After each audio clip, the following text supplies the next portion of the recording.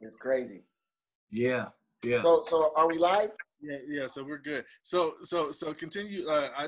Funk Daddy was talking about Peg had the local set. So then were they hitting you up asking you to play their music? Two people, only two They people. They weren't. Oh, you talking about Peg? Go ahead. No, I was talking to you, Funk. Yeah, they weren't hitting me up. I was telling them, like I was giving them a heads up. Hey, Peg's going live and he's playing all local music. So I already know you guys got some club cuts. Why don't you shoot him he should already have it, blah, blah, blah. Is he playing? No, hit him up. And if you don't, everybody always assumes as us being DJs, we done went out and hunted for their stuff.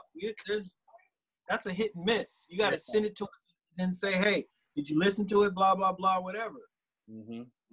None of them. I don't know. Did anybody hit you up, Peg? Yeah, two people. Mari Bass sent me something. Okay, that's one person I told to hit you up. Right, Mari Bass sent me something, and then BG Miguel. Okay. He hit me up. You know what I mean? But you guys know what's crazy? You know, it was a local song that got me kicked off. It was copywritten and everything. Which one was it? His name is Soliwap. Huh. Yep, he had me kick. His label management had this shit on point. As soon as I played it, it was like, you know, I got cut off. I was like, damn. So I got cut off too. In 48 minutes? Right. You know what I don't know what played, but that was it. That's the hard part about going live is we set up and then we can get cut off. How do we stop from getting cut off? What are we doing wrong? That's a good question. I have no idea. That's a good question. I have a couple of theories. Like, for example, like with Funk Daddy, he did a lot of remixing, right? If I'm not mistaken. So, and then I just played a bunch of stuff that nobody ever registered. Well, I registered actually. I registered most. That's because it was your music. Now, see, listen. Now, see, a lot of that stuff I didn't own it, but I had the right. Recently I registered I had somebody register all the music I ever did, right? So anytime, you know, like it gets played, like some people have like had videos of some of that music and it got muted, you know what I'm saying? I didn't, because they didn't register it. So my point is, you know, with that music, I don't own the music, but I have the right to use it. You know what I'm saying? So, you know, yeah, so like, you know, if they did check, if a warm body really checked to see, you know, if I was involved in that music, they would have saw that my name was on it. Yeah, but honestly, man, I thought that was a great idea that we all went in a day because we actually locked shit down more than you know. Yeah, we did. The only thing that kind of hurt us was RZA and Premier. They did a battle the same day. That's the only thing that hurt us. I didn't. You guys watch that battle? Battles? What? Did you see any of the battles? Yeah, man. I thought personally it wasn't really a battle. It was just song for song. You know what I mean? They just call it a battle. Yeah, they were going up against each other from song for song. You know, I thought it was pretty dope. I watched a couple of them actually. You know what I'm saying? This is pretty dope. I watched the T-Pain and the who was he going up against? T-Pain. Damn it. Was that Tory Lanez? No. T-Pain and good Lord. T-Pain. Yeah. The best one was Manny Fresh and Scott Storch. Oh, was it? Yeah, that was filthy. Okay. Yeah, that was really filthy. Oh, so, T-Pain and Lil Jon. T-Pain and Lil Jon. Oh, that would have been a good one. That was good. Lil Jon killed it. Yeah, Lil Jon. People Lil Jon don't know. It's He got a catalog, bro. Don't sleep. Yeah, but how did he beat T-Pain? T-Pain got twice as many as Lil Jon. Yeah, but maybe Lil Jon's was hitting harder though. Yeah, his was hitting harder. Yeah, and T-Pain, you know, got a huge range of where he's at, but every time he played it, he just played a hitter, like boom, and everybody. Right. But that was hot. What you played, that was a hit. But this got you up out your seat. Right. Mm-hmm. So Funk, are you gonna do an all set of just you? Littleton wanted me to do one against the homie Skill, but I don't know. I'm just talking about just you, not going up against nobody, just your catalog. No, I don't think so. I don't know. Old school. The next one I wanted to do was the up-to-date songs mixed with different acapellas and stuff like that. Yeah. You know, one day I'm gonna be as dope as you, bro. I'm gonna practice tomorrow. Me might be already. Yeah. I DJ with you. As soon as we get off. Hey, how long you been DJing? About 2 weeks. How long you been DJing? Hey, this is Larry right here. Hold up. Larry up in here? What's up, bro? He's on the phone. Yeah. The link is on. I'm live with him right now. The link is on. That's Go out the pawn shop. Yeah, it's there, bro. All right. That's Larry. He said he's about to check in. Now, I mean, like, so people would know, like, how long you been DJing, Peg? Oh shit, bro. In the clubs, since about 2004, but actually I've been DJing since '85, bro. Since I was 15. Okay. How about you, Funk? I'm like 86, 87.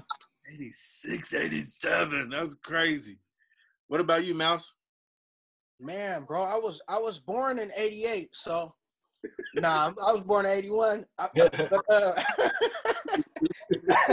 been DJing since in the bedroom since like 2002, in the club since 2008. Okay. What about you, Seth? Shit, man. I was DJing for a while, you know what I'm saying, but not really on the turntables or anything. I would just make my own mixtapes and shit. And then started messing with Peg. I would say, what, 2015? 2004? About 2013. 2013? All right, 6, 7 years. He threw me in the mix where it's kind of crazy. Can I tell the story though? Go ahead, tell the story. Yeah, so he's DJing at the with classics, right? Yes. And the nigga was like, yo, I gotta use the bathroom. Yep. I live right up the street. Yeah. I want you to play these songs. I'll be right back. And that's how it happened. And he came an hour later.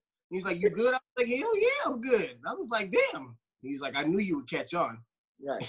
Left me there. There we go. That's the same thing I did to RC. Yeah, that's the same thing he did to me. I think the first time that happened, were we in Bremerton or was that at Contour? Is that Contour? I was out there. That was at Contour. And then I DJ a little bit again in Bremerton. But yeah, he went to the bathroom and then, man, because I mean, once, like for me, being a producer, I mean, like being programmed with 4s, 8s, and 16s in your head. That's why I caught on to blending, you know, so fast. Right. But the rest of it, you know, is really, you know, song selection. Like reading your crowd. If you can't read a crowd, then you're no good. You know what I'm saying? I don't like to make playlists. I don't like to do that. What do you think about that, Funk? I agree. You got to read the crowd, man. You can't. It's kind of selfish if you're sitting there still staying in that one lane and nobody's dancing because you don't want to read the crowd and see they don't like that, you know? Definitely. Hey, man, say what's up to Larry, man. He's in the building. What's up, Larry? There he is. What's up, Playboy? Can you hear me? Yep. Yeah, Loud sure. and clear. Hey, we'll just talk to your logo. We don't need to see you. Right. Hold on a second. He is there. You just can't see him. I know. Hey, so let me tell you guys a quick story about Lovesick though. So like, Hold on, man. We telling my stories. nah, man. Good one. So like when I started DJing in clubs, I used to warm up for Larry, right? So one day Larry shows up early, nigga, and I'm in there just cutting it up, you know what I'm saying, spinning, you know, doing tricks.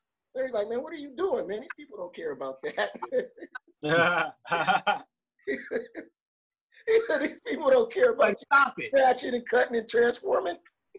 Play the song. He ain't lying. I don't give a fuck about none of that bullshit, bro. Hey, they was like, no, play this song. What's up? Right. Hold on, man. I can't even see my own black ass. Man, what you doing?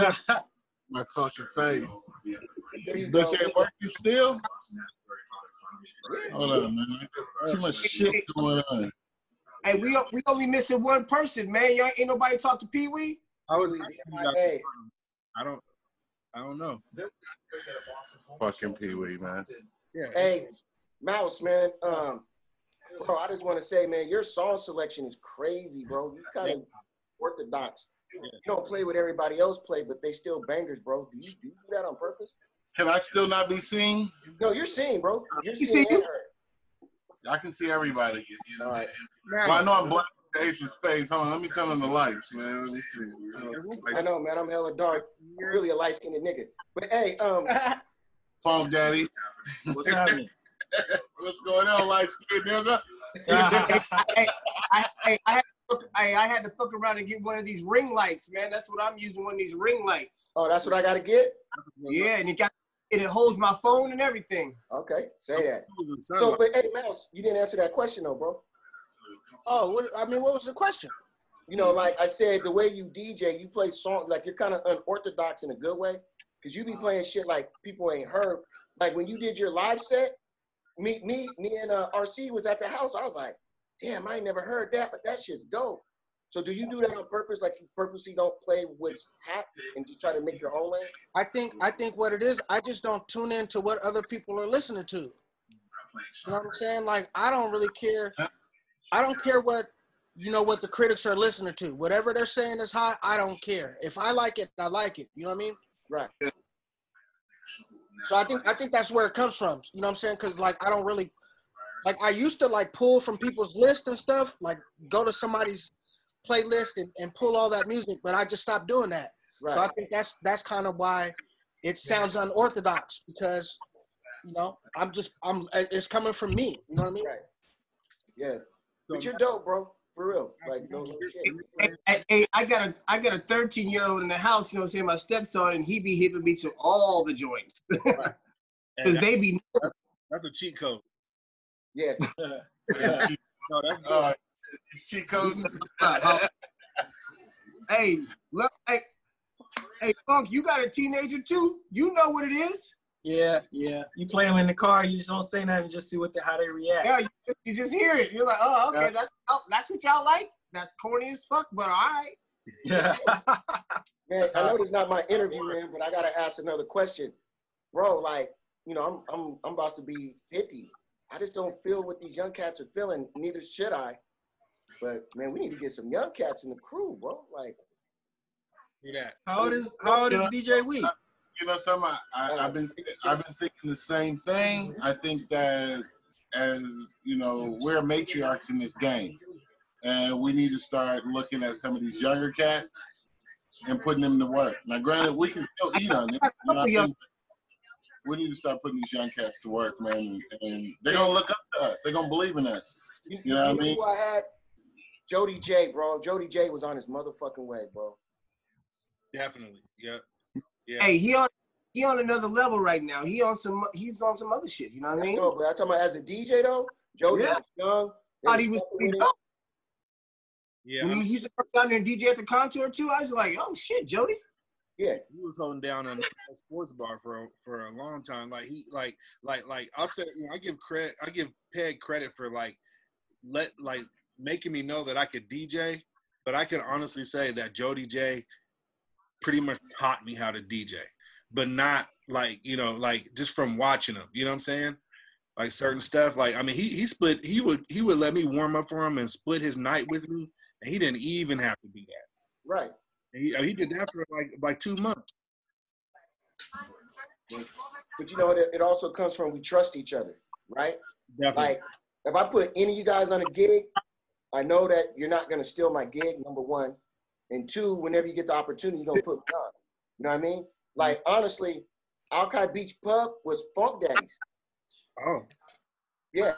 So Funk Daddy shot that to me, right? And then as soon as I got the opportunity, I shot it right back to him because Funk didn't have to do that. Right. That's You know like, what I'm saying? he was at Central Avenue Pub. Like, he offered me the whole weekend. And I was like, I'm the Peg. You know what I'm saying? We wrote that joint, almost all of us, right? Well, because I just feel like me doing more than 2 nights is just being greedy, right?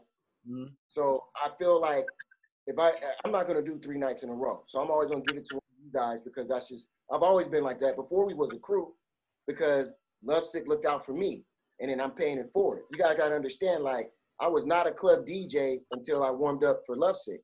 I should just play music. I didn't know nothing about song selection. I mean, I knew how to scratch. I knew how to you know, what's the word? Transition.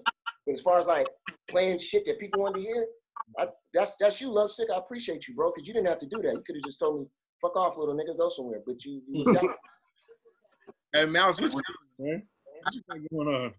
You said what? What you got going on down there? Oh, I was trying to change my background, man. I'm trying to figure it out real quick. Yeah, man. I still don't have that button. Change it. You're supposed to. How does that? Funk knows how to do it. I know, but if you go to more, Yeah, I see it's supposed it. to be a thing, but I don't have that icon where it says change virtual background. Okay, And so you're on an iPhone too, right? okay, so Huh? Mouse got You're it. on an iPhone. Almost. I got it. No, Hang on. Mouse just got it. So Mouse, whatever picture you got, like in your computer, you can put back there. My So, phone hey, got that. You can see mine then, right? Yeah, we can see yours. Yeah, so You Lovesick, guys see bro, more than 4 people on the screen? I see 6. Yeah, I see everybody. I only see 4 unless I swipe to the right. I only see 4. Oh, you on your phone? Because you're Yeah. going sideways. Your phone is Oh. sideways. That's why. It was. So turn it back up. I can see it. well, I'm on my laptop though. Yeah, I'm on my laptop. I only got 10 more minutes. No, I'm just playing. So Lovesick, bro. Like I said, I appreciate you looking out for me, man. But you know, what made you look out for a nigga, man? Real shit. I'm gonna be honest with you, bro. I don't know. I'm the same person as I was back then. You know, I mean, I'm not. I lost the. Well, how do I put it? At one point in time, of course, we covered up our records. We made sure that people couldn't see what we were doing, et cetera, et cetera. But once the Serato game came out, then that all went out the window.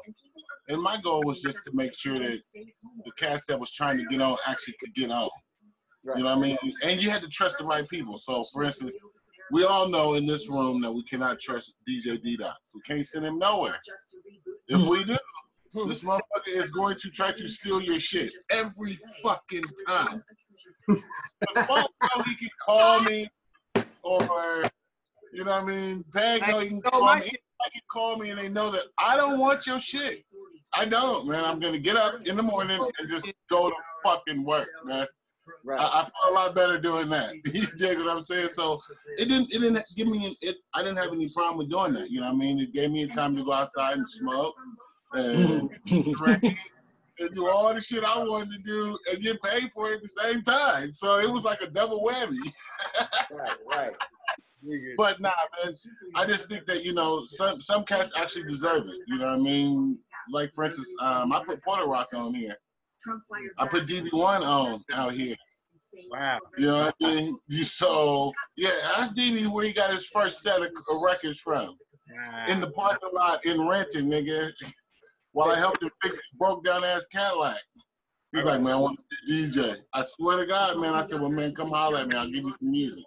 I gave him a crate of records. Porter Rock, same fucking shit. He moved here from New York, put him on. Motherfucker turned around and bit me, though. So, you can't put on everybody, though. You can't put on everybody. That's for damn sure. This is what it is. Yep. Hey, so look, Somebody got TV on back there? I do have my TV on. It's It's coming through the surround sound, too. I got a quick question.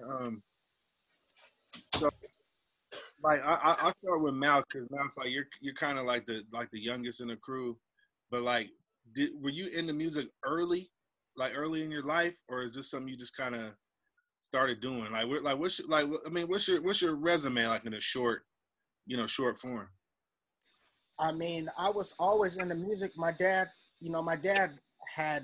he played his music on records, more or less. You know what I mean? So then it was about maybe 88, 89 when I really started to watch music videos, like when MTV first started putting out videos, you know what I mean? Like rap videos and stuff. Right. So I started, you know, doing the UMTV raps, and then I would see, you know, Fab Five Freddy. He always had the DJ, man, when they would be, you know, when he was at the little studio or wherever they were when they were indoors, he had the DJ, and I was like, man, that's tight.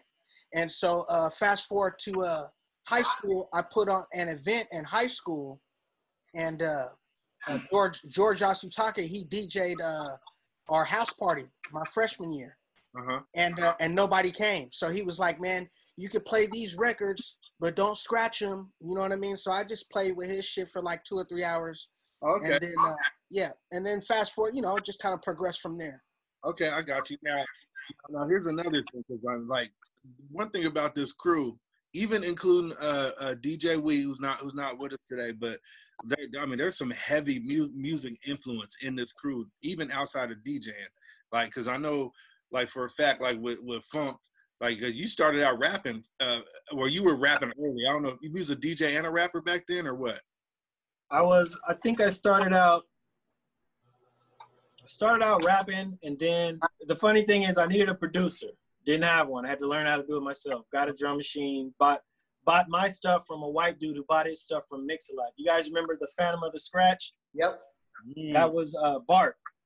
And I bought a keyboard and a drum machine that he bought from Mix-a-Lot, because he was damn near in the crew with Mix-a-Lot back in the day. And then I didn't have a DJ, and I wanted a DJ too, so then I had to learn how to do that myself too. So that's how I got started doing all three of those. And the nigga been filthy ever since, bro. Hey, me and Lovesick was almost like hand in hand, like he was on LSR doing the same exact thing. Yes. Hey, you know what? Hold on, you guys. Speaking of LSR, look at this. Look at this. This nigga about to pull out. Hold tight to the rhythm. You Hold got tight to the rhythm, huh? I got two. Hey, is Cadillac Music on the B side? It should be. That's Hold Tight, and a teeny tiny taste.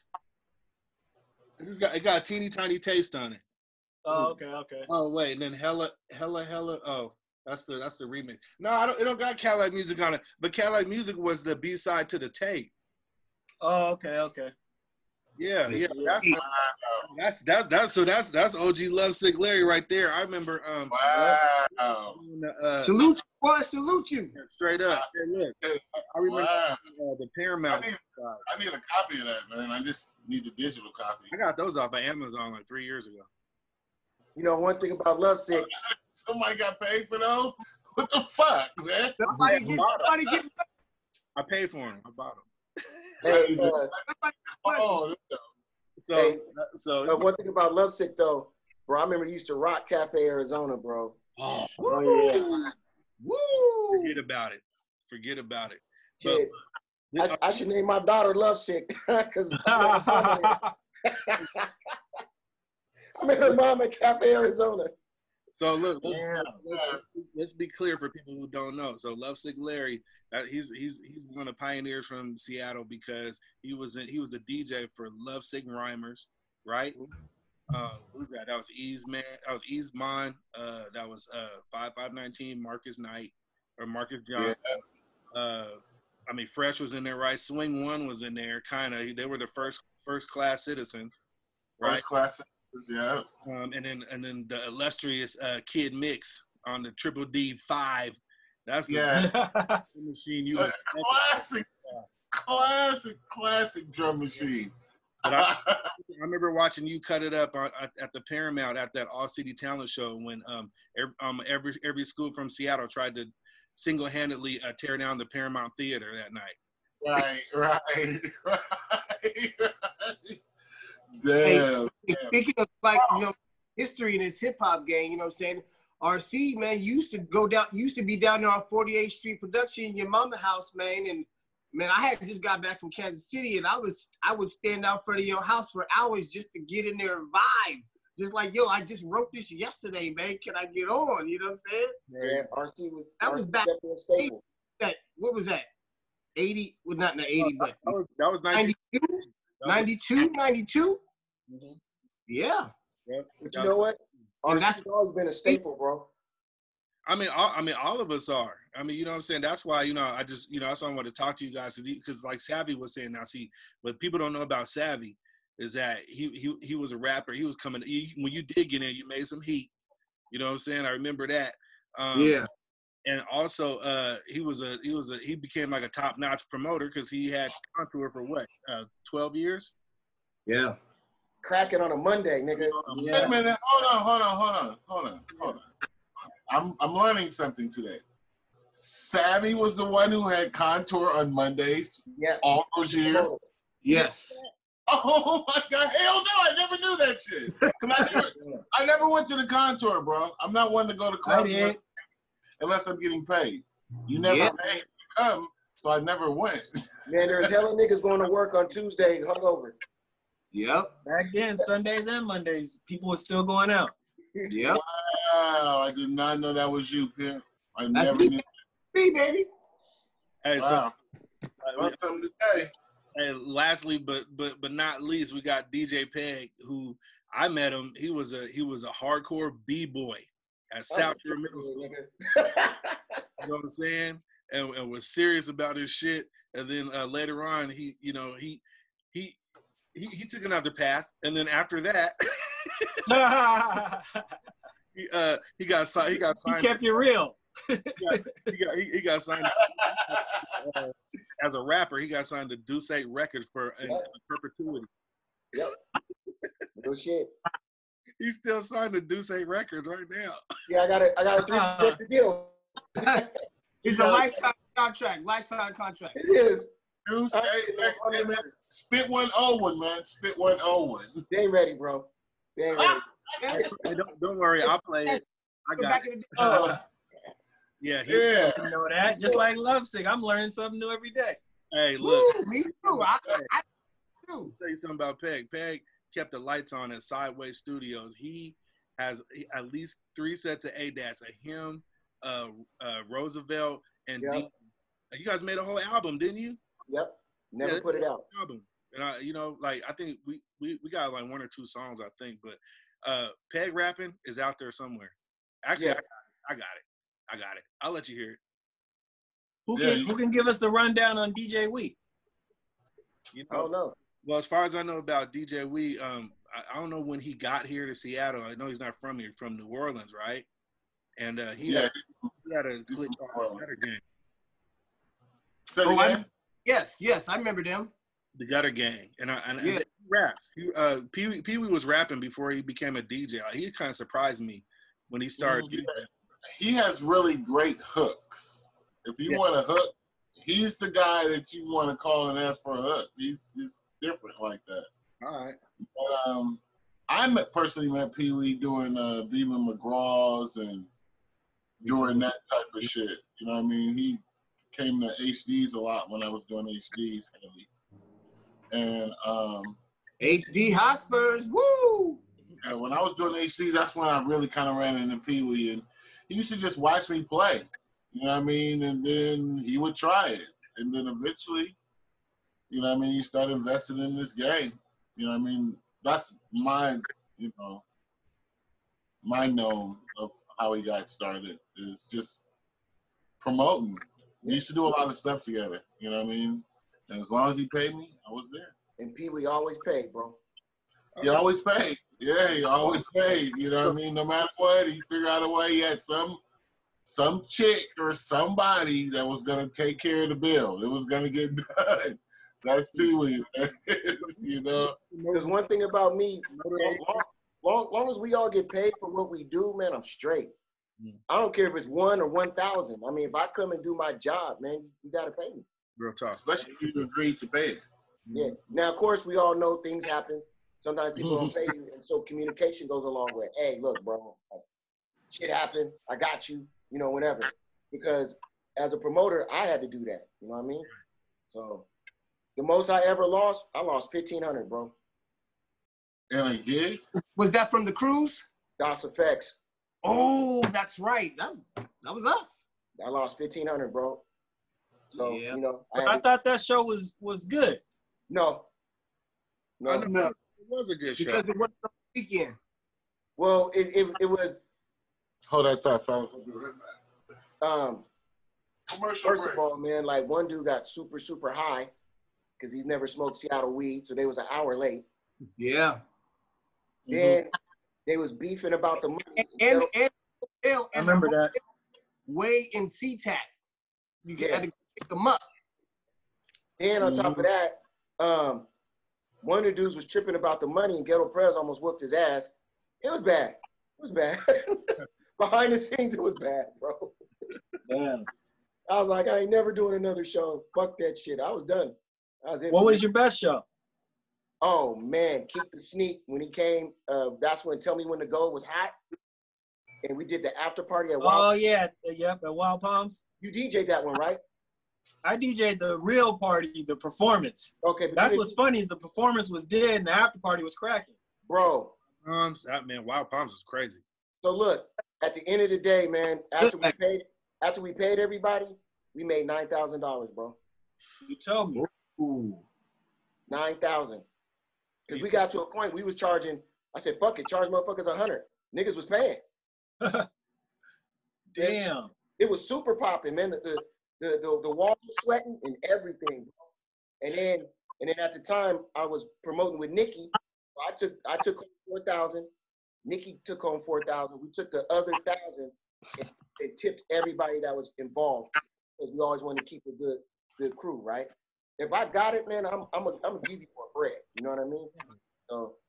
Hey, one thing about Wild Palms, man, I think Peg is the only person in the city. Well, one other person did it, but he did it first. Who had a building full of porn stars in the building, and everybody, and then Mama was breaking the door down to get in that place. Yeah. Porn star of all That's shit. true. Bro.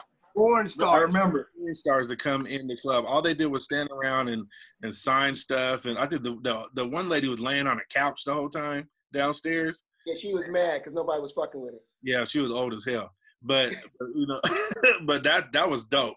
You had male and female porn stars in there. Yeah. But look, the one dude, bro, he signed everybody's video.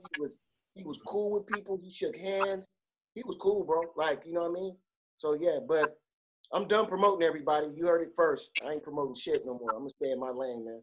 Nah, you do that. You say that about a lot of stuff, and you'll be there doing it. Yeah. I don't think so, You'll be there doing it. Something will come up. Something will come up. Yep. You're hip hop. We promote these lives, so shit. When you see that with that money back of opportunity, you're like, yo, guess what we doing, y'all? It got to be 100% straight where I can't take a loss. You feel me? Yeah. Yeah. So in other words, Peg will be back. He'll be back. So, He's coming back. He'll be back. Hey, real quick. Hey, each one of you guys, which one? East Coast, West Coast? ooh. As in No down south? Preference. Okay. I'm sorry. East Coast, West. West Coast, or down south? I mean, Down Midwest, south. but what'd you say? Down south for me. Down south? Hey, I'm gonna say Toronto. Okay. Kind of East if I, Side, if I baby, could North. just everything I wanted to play, it would be West. Okay. Yeah. What about Yeah, you? I'm West Coast, Yes, too. man, I'm tired of West motherfuckers Coast, man. dancing fast and slow songs. It's stupid to me. So I'm just saying, when I be playing that trap music, man, they go dumb in the club, bro. See now, What do you prefer though? Because you, Huh? I say, Which would I prefer? yeah. I'm 90s hip hop, bro. So I mean, anything from the 90s, I'm a knock. But I mean, that's not popping right now. Bag is East Coast. Straight Look, up. man, Wu-Tang forever, Bring nigga. back. East Coast. Yeah, I got West Coast in my blood, but when I'm at the club, man, it's what Peg said right now. Trap music's that's where it's at. I do understand that's where it's at. For sure. I do. I fuck with you too. But I'm at work. I gotta play what I gotta play. Yeah. Definitely. What about you, Mouse? He said West Coast. Oh. So what about you? Me is West Coast all day. Yeah. I still don't understand Wu-Tang. I don't get it. It's all, bro, it ain't for everybody. That's all right. I'll meet you outside, bro. I don't care. Come on. Method Man. I was listening to Wu-Tang earlier, so you know. But I mean, I listen to everybody. Wu-Tang, Snoop, Warren G. I'm all over the map. Outkast. Definitely. You know what I'm saying? Then I be listening to shit you guys wouldn't listen to. So like Run the Jewels. I listen to Run the Jewels. Yeah, That's hot though. Hot though. That's dope. Killer Mike is a fool. Yes, sir. Yes, sir. You just now hip. I've been hip to Run the Jewels. Nah, you're talking about Killer Mike. No, I've been hip to Killer Mike. Mouse Wayne disappeared on us. Yeah, that stool fell. He fell off. Dog. Dog, man. You're done. You're out of pocket. Hey, You're out so, come on, man, I got a question for you, bro. Like, a lot of people feel that you're part of that. You're part of that Bay Area sound. A lot of people say that about you, bro. How do you feel about that? Who's that to? Huh? That's to you. Yeah, I got Oh. That's fun. Yeah, well, you know, it's like they said, man, a lot of us producers went to the Bay Area. You know, I produced Mac Dre, N2D, E40. We went down there and did some of that, you know? But yeah, I think we all rubbed shoulders and elbows and rubbed off on each other. I think so. Mm-hmm. We love them and they love us. Yeah. One thing I never told you, Funk, man, I had a connect at Epic Records, right? Mm-hmm. He said you and RC are like got a Seattle sound. You know what I mean? He said even the stuff you replay, it's still you. It's still you. And this is a dude that ask RC, man. He's a big dude at Epic Records. No, I think I know who you're talking about too. Yeah, his name is Brian, and he said that you guys have a Seattle sound, man. Like you guys wasn't trying to be from the East Coast. You wasn't trying to be down south. You guys was trying to build something that we had our own sound, man. And that's from you and RC. I salute both you guys, man. Real shit. Yeah. Hey, why don't everybody, well, I guess there's not too many producers, but me and RC, who influenced you, RC, as a producer? As a producer from the very beginning, I wanted to be and personify Ant Banks. Oh, that's what's up. That's exactly what I wanted. That's dope. That's dope, man. Yeah. It is dope. That sweatshirt and them black jeans, and I wanted to be Ant Banks. And then after that, when Dr. Dre, like when Chronic came out, I was like, okay, this is what I'm gonna do. You know what I'm saying? Yeah. Chronic made a lot of people go back to the lab, man. Yes. Yeah. How about you? Well, you know, everything you hear kind of you're influenced by. So I would say at first it was a lot of East Coast stuff because that's all that you was hearing. But then surprisingly, man, Sir Mix-a-Lot, you know, he was coming with it back. Everybody knows the pop Sir Mix-a-Lot. They don't know there's Sir Mix-a-Lot that was dissing everybody. Right. You copied his tape. You was in a song. Bad. It wasn't no like this either. It wasn't like, you wearing pants that don't fit you. It was like, Brian, blah, blah, blah. You shop at Wigwam, blah, blah, blah. Your shoes are irregular. The whole song would be about you. Then the song would be over and the Smurf would keep going. The Smurf would start dissing you. Then the vocoder would start dissing you. So, you know, Mix-a-Lot, and he was the #1 DJ back then too. That's how you got a hot DJ. He was filthy. So Yeah, he was inspired me all the way around. Rapping, producing, scratching. If I had to have somebody who inspired me when I was a DJ, a young DJ, it would have been Mix-a-Lot.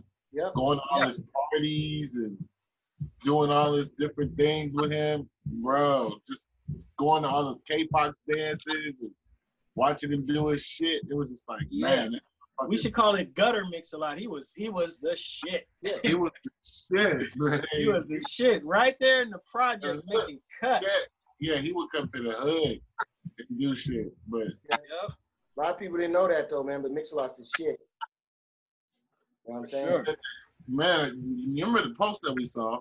You know what I mean? He made $100 million off Baby Got Back by itself. Hey, Savvy, bro. So you've been paying your dues, my nigga. I just want to tell you that because DJing at them gutter spots. That's how you earn your stripes, my nigga. It was rough, yo. In the walls. That's how you get your stripes. Hey, look. Hey. The wife done bought me a bulletproof vest. She was like, "You gotta wear this." I was like, "I can't DJ in this, baby." You heard about what happened? I'm not gonna lie. I tried to. Did you hear what happened when I DJ'd there? Nah. It got shot up early. Oh my God. I want to say it was like 8. that was the time. That was the time when Show was doing the video shoot.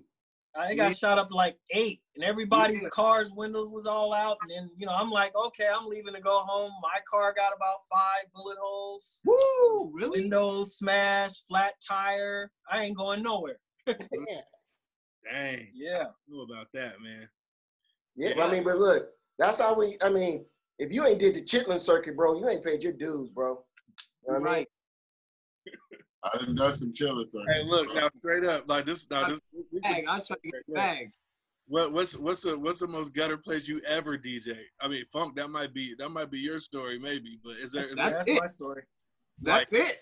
Yeah, like I mean, like I eat you. Like you know, that's the most ghetto event though. I can't even say that's the most ghetto spot. Right. That was the most ghetto event. Either one, event or venue. What's the most ghetto? Like, we'll start with Savvy. No, we don't start with Savvy. We'll start with Wayne. Man, I don't even want to say the name of the place, man. I know, right? But it's pretty gnarly, man. I mean, pretty much any place, bro. Like, you know, this is the cell phone selfie area, man. Any place where the females ain't willing to take a selfie in the bathroom is a messed up place. That's a messed up establishment. That's funny. Wow. And I'd have been to a couple of them. Oh wow. What about you, Love Trick? Oh man, most ratchet. A place or an event, either one. Paradise is the most ratchet spot I've ever done. I'm just gonna be 100. Nigga. I was gonna say the same thing. I would have for a motherfucker to be able to piss in the bathroom and then fall in a bucket, bro. That's a problem, bro. That's a problem. Piss in the bathroom and fall in a bucket. Yeah, they had to have a bucket. They had a bucket under the urinal, my nigga. Oh no. There was a bucket underneath the urinal, my nigga. And when you peed in that motherfucker, it went into the bucket. Dog. And they had a C rating on the food, so I couldn't fuck with it. They had a what?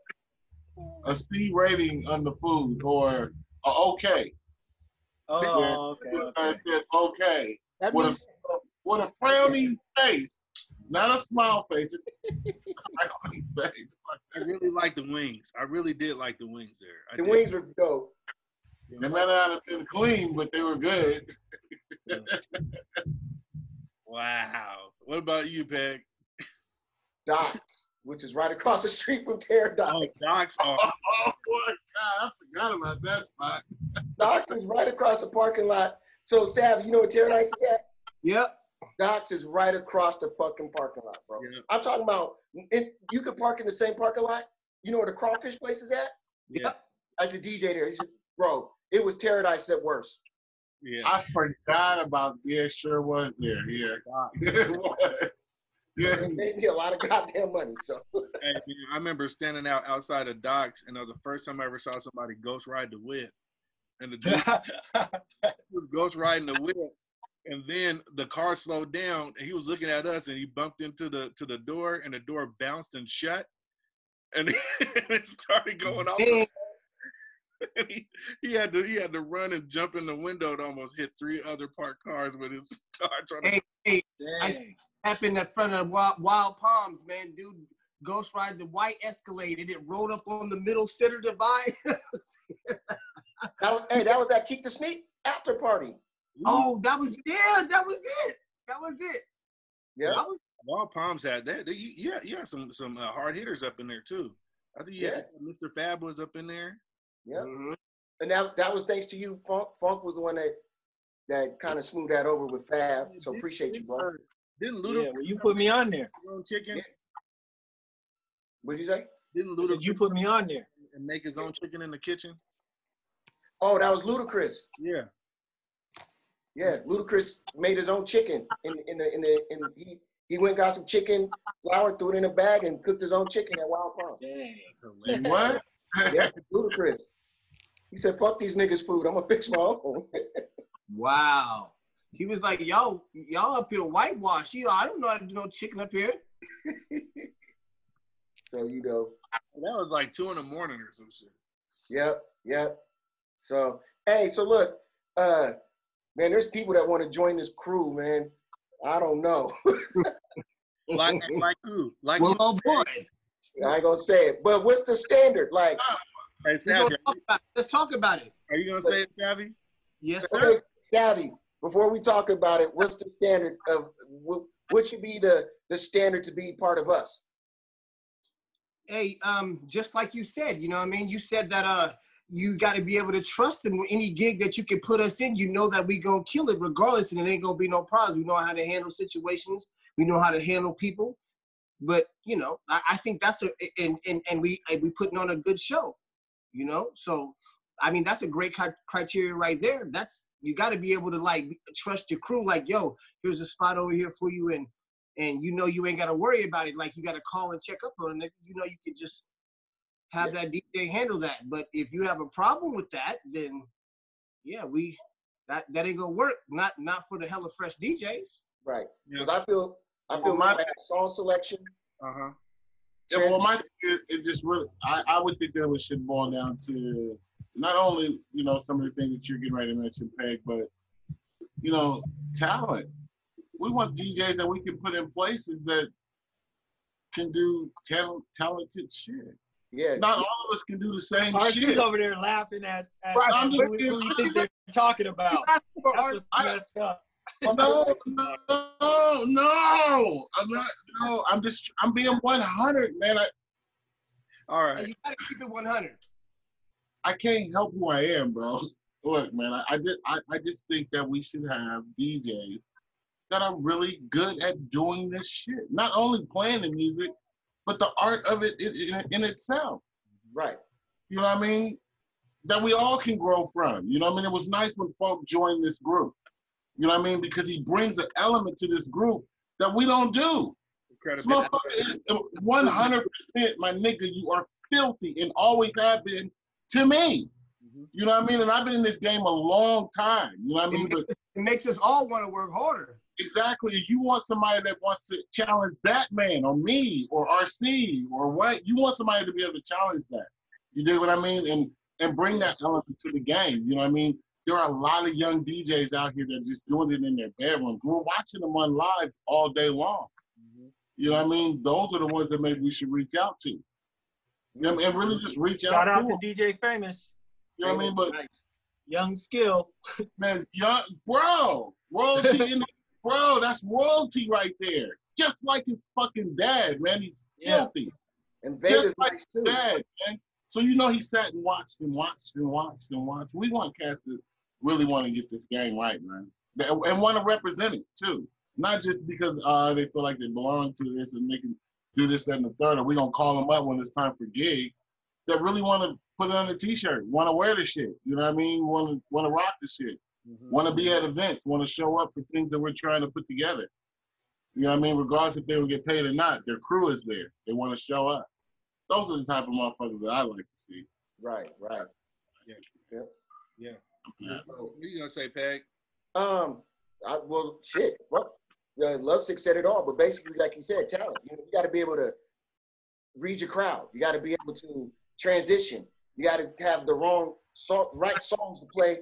And every club is different. Because I'm gonna tell you guys right now, the owner at Alki Beach Pub, he knows DJing. And if you don't know what the fuck you're doing, he's not gonna have you there. When Funk came, he literally was like, "Can you DJ? Are you dope?" When Lovesick was there, and he knows DJing. Right? I can't put everybody at Alki Beach Pub because he's gonna know. And then that's another thing. Are you versatile? Because ain't no cuss words there, ain't no gangster music there. You know what I mean? And one thing I could say, Funk and Lovesick killed it there, and their sets were different. That's like when you started putting me on at classics. And you was like, man, look, we gotta play like this jukebox over here. You know, we gotta play Pour Some Sugar on Me, and we gotta play Bon Jovi sometimes. You know what I'm saying? It might, you know, like the crowd might get a little, you know. That's special sauce, Craig. Huh? I said that's that special sauce crate. That's that special sauce. And I don't know who made that crate, but that crate is a lifesaver in those situations. You know what I'm saying? You know what I'm saying? Because here's the bottom line. We play where they sell alcohol most of the time. If we keep somebody sitting on that stool the whole time that we're there, then we've done our job. You know what I'm saying? Now or on the dance floor. You know what I'm saying? I mean, like, what do you think about that, Mouse? What as far as what? Speaking to what? Just like the skill of DJing. You know what I'm saying? What you expect if we add somebody to this crew? You know what I mean? I mean, for number one, adding somebody to the crew, I think it has to be trust.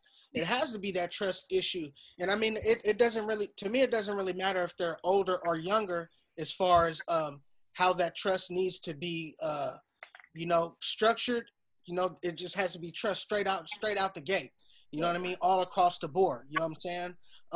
And then, I mean, speaking to skill, I mean, I kind of feel like I'm not really a popular DJ myself. You know what I'm saying? So I kind of feel like, when I get compliments, they're genuine compliments. You know what I'm saying? Like, people really enjoy the music. They might not. I might not be the best scratcher or the best, turntablist, you know what I mean, or even the best transition, but you know, if I can make everybody that comes through the door happy, I feel satisfied, you know. So I mean, you know, it would be wonderful to get somebody out the gate that's really versatile like that with their ear as far as playing different crowds, but you know, I don't think that should be too strenuous, you know, of a criteria as far as, like, you know, if somebody's filthy and all they are is hip hop, then, you know, I think they could get a nod. You know what I'm saying? You know, just because they don't like rock music or don't listen to rock music, I don't think that they don't need to be a part of the crew. That's just not their thing. Yeah, that's not their style. Like, okay, so like I'd love to hear what Funk got to say. I think I think everybody got their own list. All this stuff is pretty much on the list. Some stuff is higher than others. For me, if you guys notice, everybody in our crew right now, nobody's arrogant. Nobody's saying, why you hire him? You can hire me. Nobody's lowballing nobody. I ain't heard nobody talk mess about anybody in our crew. I ain't saying it ain't happening, but I ain't heard it. And if we brought somebody new, you guys kind of raised the bar on that, because I'm going to be looking at the dude like, is he going to switch up after we put him on and then go somewhere else? Is he going to be shady? Is he going to even show up? I'm more concerned with, are you going to do what you say? If you commit to a gig for 200 and then a week later somebody offers you 300 on the same date, are you going to tell them you're already booked, or are you going to go and renege on that first gig? Right. So I like to see where people stand before, you know, you let them in or whatever. That's higher up on my list. I'm like Mouse, you know, some stuff is on my list still, but it's a little bit lower. Like, skill, they can learn. I don't mind, you know, if they just want to tag along and learn and then be official after they've learned how to get a little bit better. I don't mind that. I'm with that. But wanting it though too. You know what I mean? Not just because they want to get in the club or get into the spot or blah blah blah for free. Because they fuck with Funk Daddy. They fuck with Love. You know what I mean? I don't want that kind of motherfucker, you know what I mean? And what I mean by skills is somebody who can really get out there and move the crowd and make it happen. You know what I mean? I love being motivated. So I watch it. With that said, don't mean to cut you off, Lovesick. You know what I mean? So with that said is, Russ challenged me to a battle. He wants a spot on the crew if he wins. That's not how we do it, though.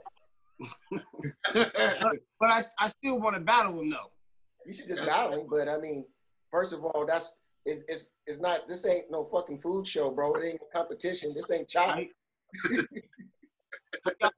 Yeah, should we start doing that? Should we start just let's battle? Well, the only way to make it a fair battle, I'm gonna tell you, make it a fair battle, bro. Oh my God, I'm crying over here. Listen, first of all, look, we can't battle like to get in the crew because we all if there's one thing about this crew, including Pee Wee, of course, who's not here, everybody earned their way. You know what I'm saying? And we were all friends before this shit.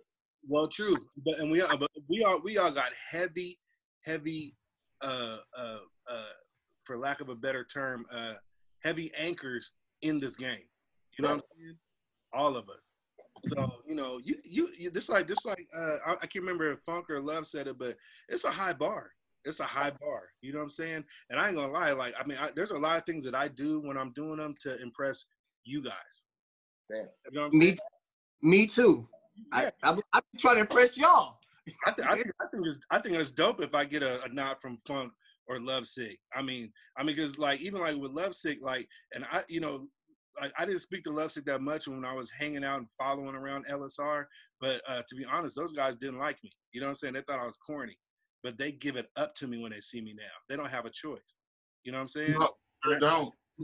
Because you were young back then. We all were. But that was something. I mean, like I don't know. That was my little hurdle. You know what I'm saying? That was my little thing. But they didn't mean no harm or nothing. But they did make me go back to the drawing board, and that stuck with me. You know what I'm saying? But as far as this crew goes, it's real. Like, we get money. You know what I'm saying? And we really, really do this. And it's not for play. No, it's not. None of you guys. I mean, all you guys work hard. You know what I'm saying? And we all see it. That's why we respect each other. I dig it. Hey, speaking of like trying to impress somebody, I remember I was at Vito's and I warmed up for Lovesick. I had the people moving a little bit, right?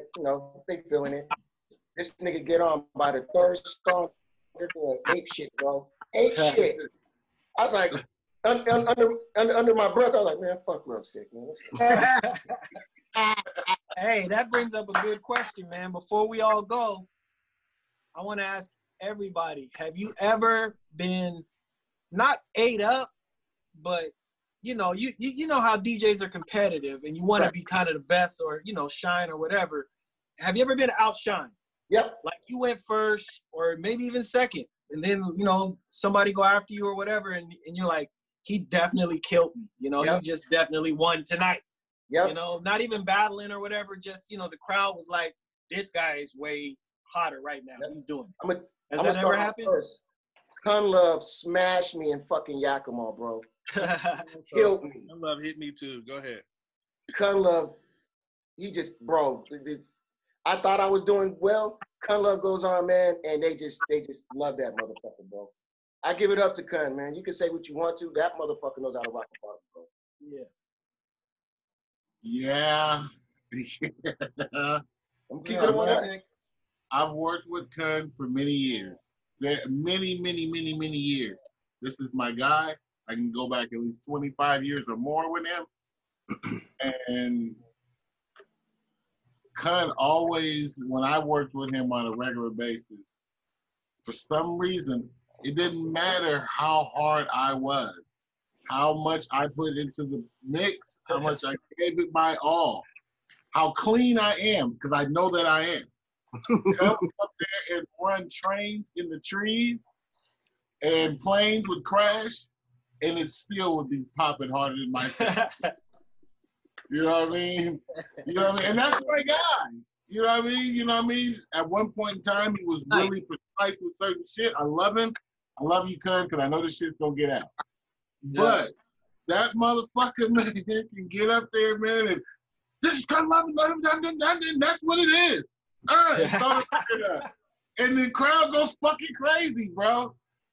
And mind you, I had some doozies too. I get up there and play woo. I get my woos, my ahs, and that's my cut. I just think it's doing it, but when Kun goes up, it's a whole nother story. So I'm gonna honestly say that Kun got me a few times like that, a few times. So yeah, that's if anybody that's ever got me that I felt like I was not, it was Kun. Wow. Because he's just bigger than life. You know what I mean? The motherfucker, yeah, the big dude, and he's big. Yeah. I got one time I went on before. You guys remember Cutfather? Yep. I went on before Cutfather one time. I mean, we DJ with each other all the time. Sometimes I outshined him, but I just remember one 3-day weekend. I was just going on and I thought I was doing cool, whatever. He came on and it was just over. You just feel that energy, you know?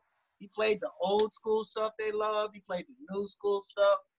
Yeah, he did. It's happened to me about 2 or 3 times, but I remember every single one. You just have to accept it, you know? Oh, you can try to act like it ain't happening, but it's happening. Yeah. Oh, yeah, it's happening for sure. What about you, RC? Hey, check this out, man. I remember when Peg was like, yo, let me come and DJ for a little bit, man. I ain't DJed in a few weeks. I was like, yeah, man, come on, Peg, anytime, man. You put me on. I can't say no. That was a hard act to follow, my nigga. You know, I had to get my crowd back because that was my spot. You know what I mean? I'm like, he said, I just wanted to try some new shit. I'm like, okay, thank you. He says, hey, I got a drink on your tab, so you got it? That's a true story. True story. Hey, what about you, Mouse?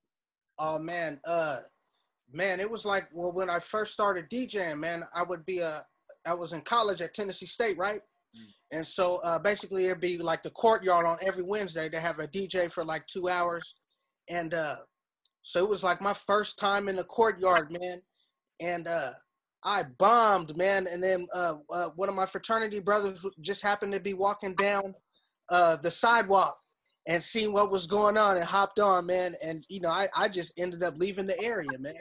I just walked away, you know what I'm saying? I was just like, I'll be back to get the equipment later. Hey, you just left your equipment? I mean, you know, it was our fraternity stuff, you know what I'm saying? So, you know, it belonged to me and the guy that took over, but it was just like, yeah, I'll be back later. What about you, RC? Man, I mean, like for me, it was the first time I'd ever actually DJ with Kun, and I thought I made it. You know what I'm saying? We was at it was I thought I made it. for real. I was like, man, I said, man, I'm DJing with Kun. He looked at me and said, heh, like that. I was like, oh man. I was like, I don't know. So I'm opening, and we're at a Studio 7, right? And it was who came there? I don't know. It was all them guys, M.80 and that whole crew, like all them. Man, it was more people on stage than there wasn't a crowd. Right. And there was and each person had a blunt, and there was at least 30 people up there. So, you know, and I'm like playing like in between sets, you know what I'm saying? And just like Lovesick said, man, that man grabbed the mic and was like, "Cut up,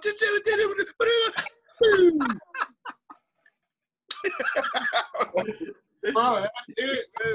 That's good, man. He will scream some shit. He'll figure out that his cousin's in the room and his Shout family. out to Kun Love. Yeah, shout out to Kun Love. That nigga, man. Dude, with them bottles, you guys remember when he showed up with them bottles? It's a rap. It's about to go down. You know what? Kun is a party rocker. People don't understand. There's DJing, and then there's motherfuckers that he rocks parties, bro. Definitely, he's a party rocker. I mean, you know, like, and he'll admit, like, to this, he'll say, look, I'm not the best DJ, you know what I'm saying, but I could rock a party, you know what I'm saying.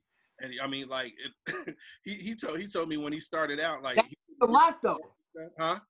That means a lot though. You know what I'm saying? It really does. Like he told me a story. It was at your party, Peg, when we was up there at the work class.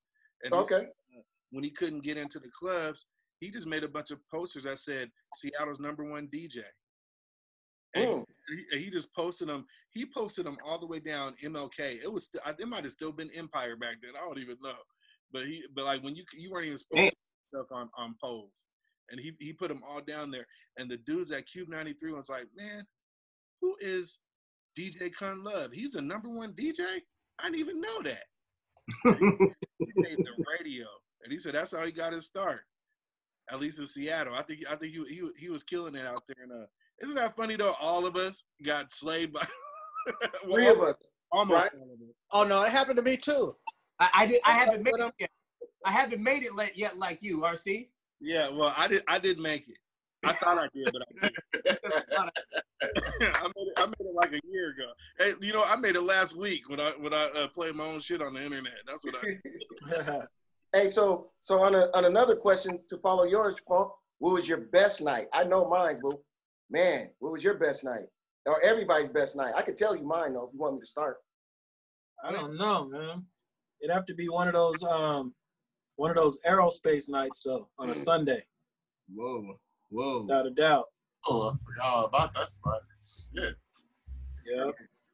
Mine was I hate to put RC on the spot, but RC was warming up for me at Jimmy T's, and I think I just did a wedding or something, and man, I just walked in, got on the set, and smashed Jimmy T's, bro. You remember that, RC? You warmed up for me, and I walked in.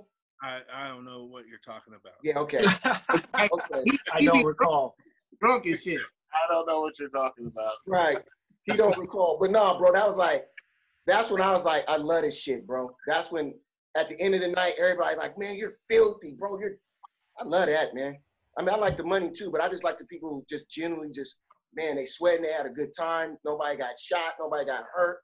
They just kicked it, bro. That was one of my best nights. I ain't gonna never forget that night, bro. Nice. What about you, Lovesick?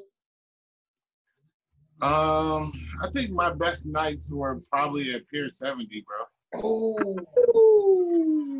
Forgot you. Stop it.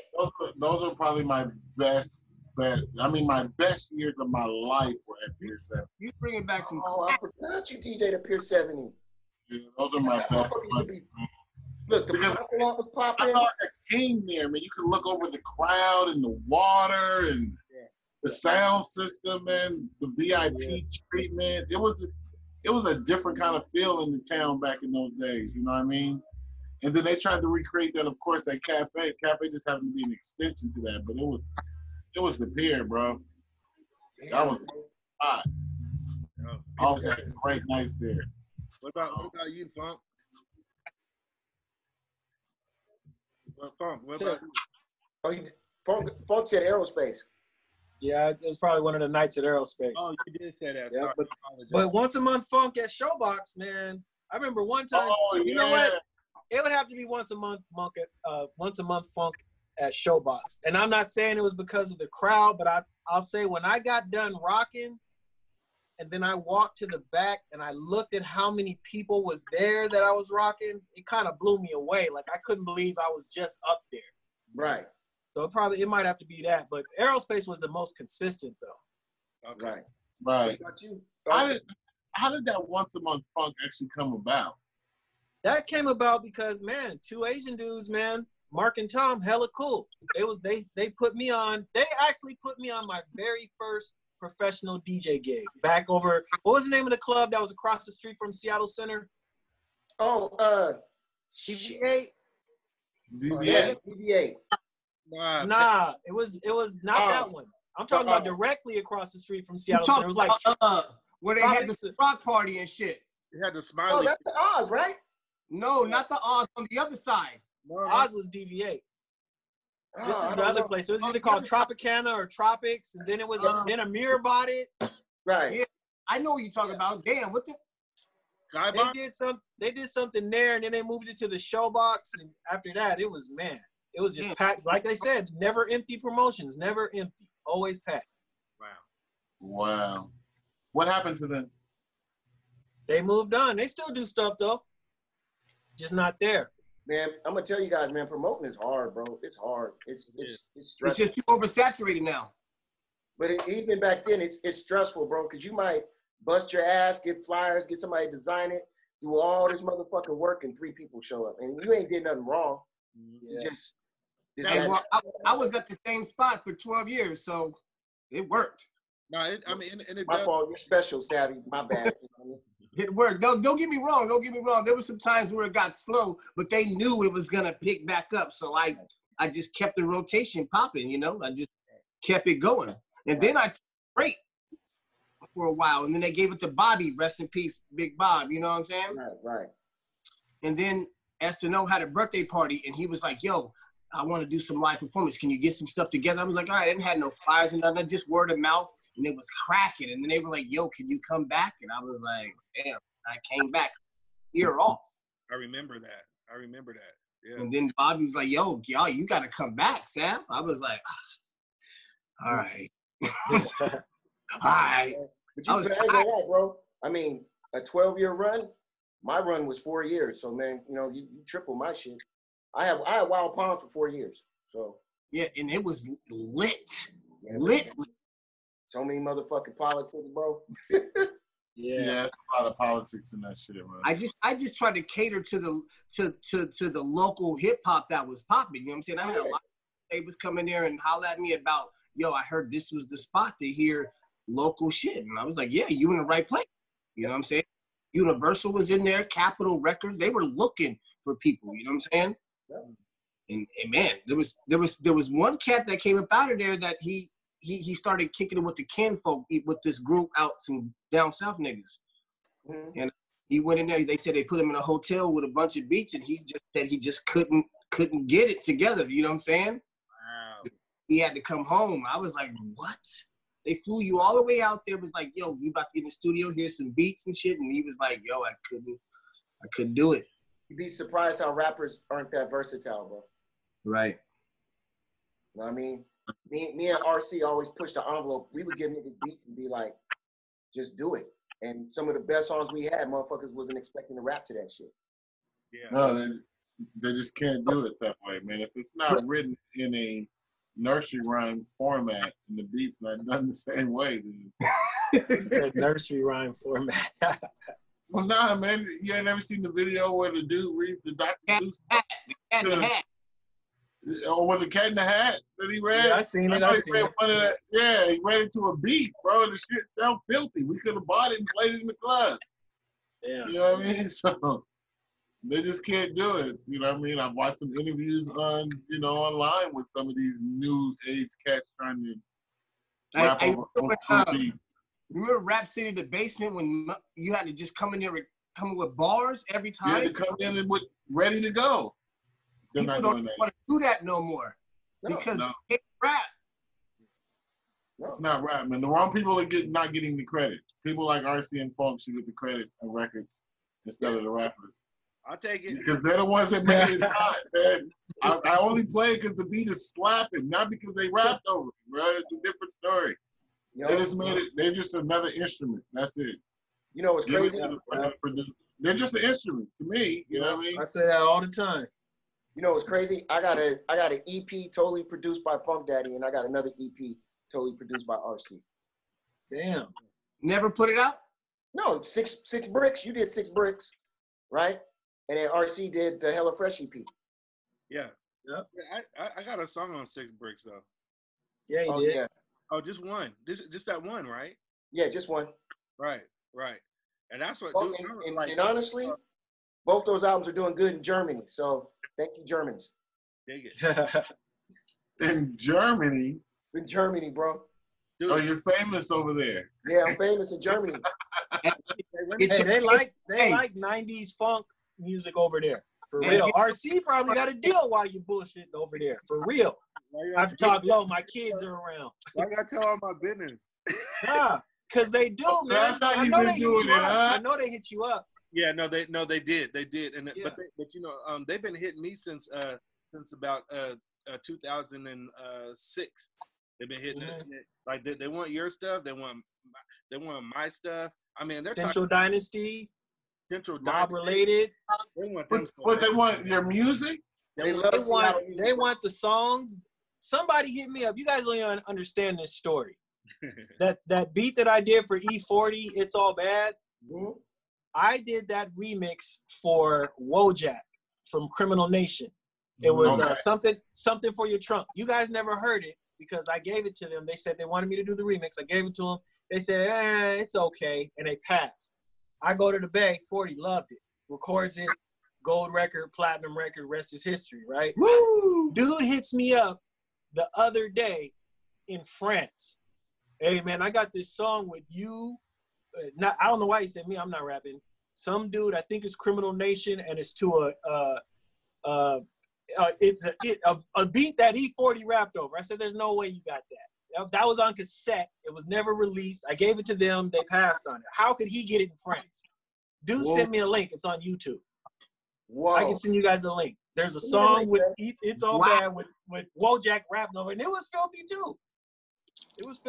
But I'm like, how did he get it? I'm gonna let y'all in on a little secret. There's a whole lot of old music coming out on vinyl. These guys are going bonkers over there for that shit. I made $30 in royalties, man. I'm popping, bro.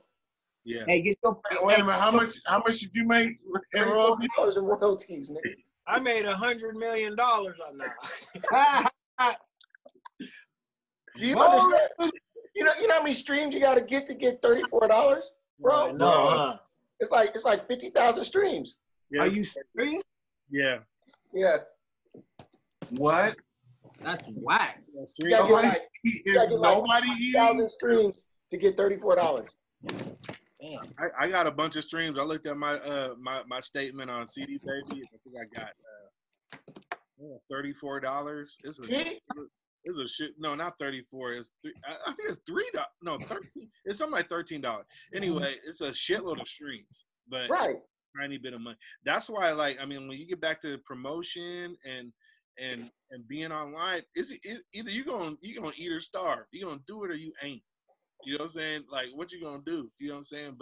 But I will say though, overseas loves Seattle from 1990 to 1999. No, or now they fuck with the shit now. No, they fuck with the shit now, but they want that shit. See, first it was original CD. They wanted them CDs that everybody went to disc makers and only made 1,000. They wanted. Yeah, they do. And then then everybody bought those up. Those joints ran up to like $500 a copy, bro.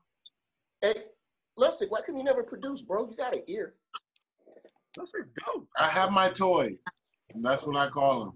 You know what I mean? You guys have seen my life. So, you know, I got my toys. And I got lots of toys. Yeah. But it's just for me, man. Okay. So I got a couple slacks in there. You essentially. I don't know how to play keys. So I'm looking at Funk. He got a keyboard. I don't know how to play keys. If I could play keys, I probably would. Hey, surprise! Neither do I. No excuse. Yeah, but how do you? How do you? Whatever's in your head, you just figure out a way to bring it out, no matter what. Man. No matter what. That's right. Kevin Gardner knows how to play keys. RC might know how to play keys. I watched in your head, you bring RC, it out.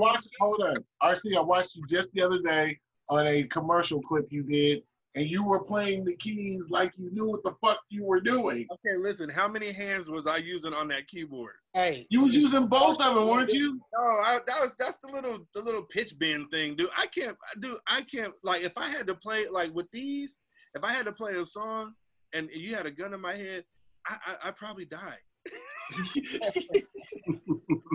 No, if I knew how to. Hey, but if something's in your head, RC, you gonna get it out, huh? Yeah. I can program drums all day, but I just don't have any bass lines. I can't hear it. I don't hear that shit. Even though I play a lot of music, I don't know how to do it. You gotta try it. I mean, I'm sure cause when I started making beats, and the first time I started making beats, it was on a Ensoniq. It wasn't even a 16 plus. It wasn't even the ASR. It was just called. It was an Ensoniq. I don't even know what. Yeah, there was an Ensoniq before the 16 plus. Yeah, but I think they didn't have a name for it. But anyway, it was a keyboard. So then I was like, okay, I got my drums on the keyboard. I mean, on the keyboard. It wasn't no drum machine. And then the rest of it, you had keys. So what are you gonna do? You know what I'm saying? You gotta play them. So start figuring that shit out. You got a bass, you got a piano, and that's how I learned how to make a song. You know what I'm saying? Like, I mean, really, because that keyboard was already in front of me. You know what I'm saying? No, I don't have a keyboard. I got my touch. That's it. You buy all that other stuff. Buy you a keyboard and start banging that shit out, bro. Yeah, but I don't know how to use it, so I don't want to. I got you. But I know I'm not gonna use it. I know I'm not, man, because I don't know how to use them. I wish I did. I wish I had paid attention when my grandparents made me take piano lessons, but I hated it so much.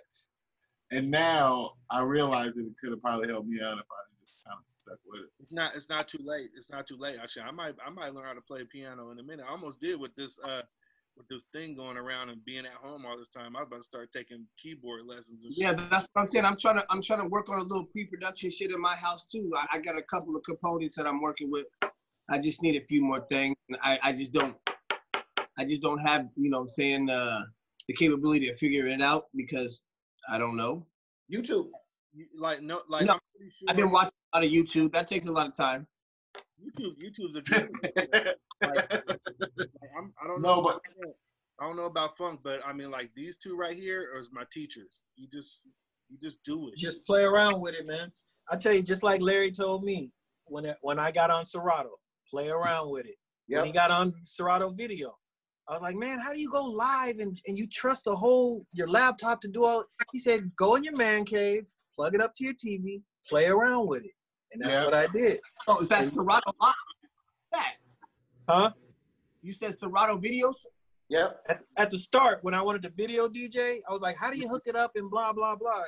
Lovesick. Well, he's about one of the rare DJs that will help you with anything. He'll tell you anything. You know how DJs be keeping stuff to themselves and don't want to tell you? Nah. I don't know where I would have been. I probably wouldn't even been on Serato if Lovesick didn't give me a couple pointers. That's facts. You know, and I pay it forward. Just like Lovesick would tell me something, I share all the type of shit with you guys all the time, man. You know what I'm saying? Here's my theory, bro. I don't know if I told you guys. RC share that much though. Huh? I said RC don't share that much though. Yeah, you do. If you ask him, hey, if you get on Reason and start trying to make beats and you got some questions, hit me up. I'm trying to get on Reason? I was trying to get the Logic. Which one is better? Logic. I can't help you with Logic, but there's people that can help you with Logic too. And most of it you're just gonna have to experiment around. Go ahead. Which one is better to start with though? I didn't do Logic, so I can't say. I just know somebody told me about Reason. I was blown away when I got on. You know what it was? It was Bill Yuns. Yeah. He told me about Reason. That's my guy. I hit him up with some questions. You know, they're quick questions too, 5-minute questions. After that, you just keep running. You just learn on your own. Mm-hmm. Okay. Yeah. I need to get one of them programs and get started since we sitting down. Yeah. I'm using Machine, so I've been on Machine for a while. Before that, I was on the MPC though, but it wasn't really a smooth transition to from MPC to Machine. But I mean, like I make that joint get up and do the moonwalk across the floor now. You know what I'm saying? But it's a little while. You know what I'm saying, to get it. But it really depends. It's really about your workflow and what you want your fingers to do and what you're comfortable with. Like, because Lovesick, you still on that? You got toys. You probably got everything. No, I got an MPC Touch. Okay, yeah, you got the Touch. Yeah. Now, do you like that? I do. I love my Touch, man, because it connects to all my shit via USB. I don't have to use any of the cord and the cables and all that extra shit. So straight USB. I can literally sample anything from my NS7 to it just by pushing a button. You know what I mean? So it's kind of nice, man. And I can play it back and I can record it on Serato software if I want to. So nice. I got a few things I play with, but you know what I mean? I'm working on some shit right now that I could probably let everybody hear. But oh, Daddy done fell out. You come back. Hey, but there's one thing I want to tell you guys, man. Why I got you guys' attention, man. So the thing I wanted to do was I wanted all of us to eat and eventually grow and become a real entity. Because my theory is, what's better, having a Mercedes and we all jump out of a Mercedes, or each of us have a Mercedes? Right. You know what I mean? So I'm with it. I want a Mercedes. I'm just saying, I want us all to be successful. Yeah, I want us all to have a Mercedes, not just you. Right. So that's my theory. My theory is I want us all to be successful, and we all got the tools. As long as we sit and talk and we share and we build each other up, man. Dog, I'm telling you, bro. Like, I feel it. There's motherfuckers that really want to join this group, man. That really are mad they're not in this group. You know what I mean? And like I said, well, I ain't had nobody hit me. So that nigga didn't want to join hard enough. Hey, you know who else? I'm not saying names because they know where my mama stay at. But I'm just saying. I'm gonna say names. Oh no, why? But why not? Shit, what do you mean? I'm just saying. No. Why not? Why not say? Why is it a secret? We're about to say. We're gonna say right now. Oh, okay. Let's do it. Drum roll, please. Yeah, drum roll. So look, so here's what happened last night. So Swing and shout out Swing One, who's ranking. And shout out to Easeway Radio. They got on last night. Oh shit. What? I just got a text from Funk. My bad. Go ahead, bro. Oh, okay. What? So anyway, Focus right there. I was letting them know I'm about to put these kids to bed. Okay. That's all. Oh. Yeah, we're gonna get off. We're gonna get off in a sec. Anyway, here's the thing, and we'll just leave it at this. Okay, so like Savvy's been challenged by DJ Sleepy Russell, and I've been challenged by Ghetto Prez.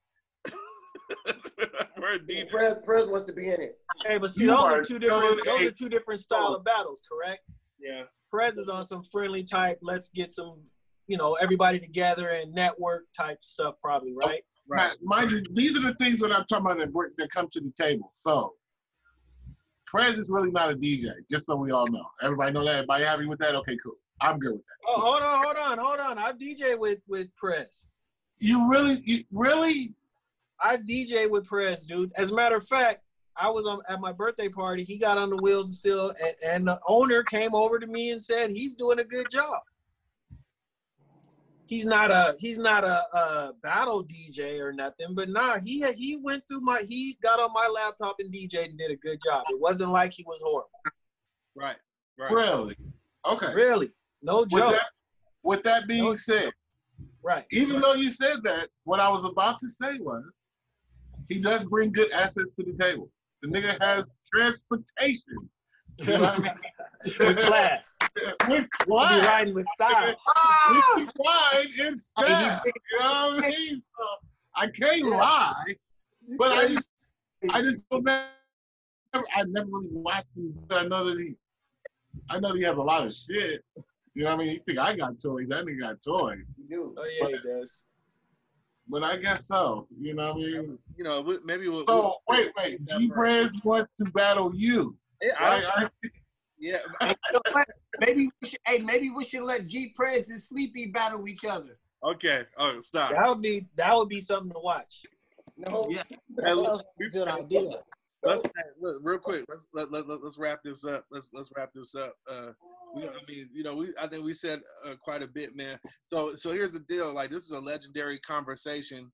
I call it legendary convo. You know what I'm saying? It's something I put together. So I want to get my bros on here first. You know what I'm saying? And so we want you guys to look out for us, Hella Fresh DJs. I'm gonna let each one say their last goodbye, and we're gonna get out of here because I know Funk gotta go, and I need another drink. So I'm start with me. Damn, that's all we do is drinking. I'm out. Hey man, I see some smoke come out of here, man. Hey, look, I'm out. RC The Trackaholiq, RC Sideways on Instagram. Also hit up the Night Crew. I got that going on. I got Northwest Connect, Northwest Connect Radio is going on, and what else? That's it. That's what I got. So that's me. We'll go around the horn. We'll go to Savvy next.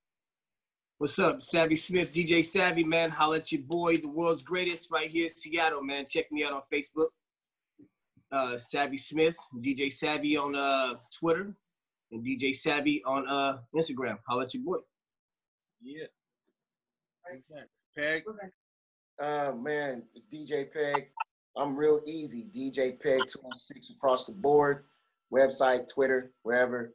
Check me out. I got dope ass mixtapes I do every 2 weeks. If you want some free music, hit me up at my website, djpeg206.com. Lovesick, what's that?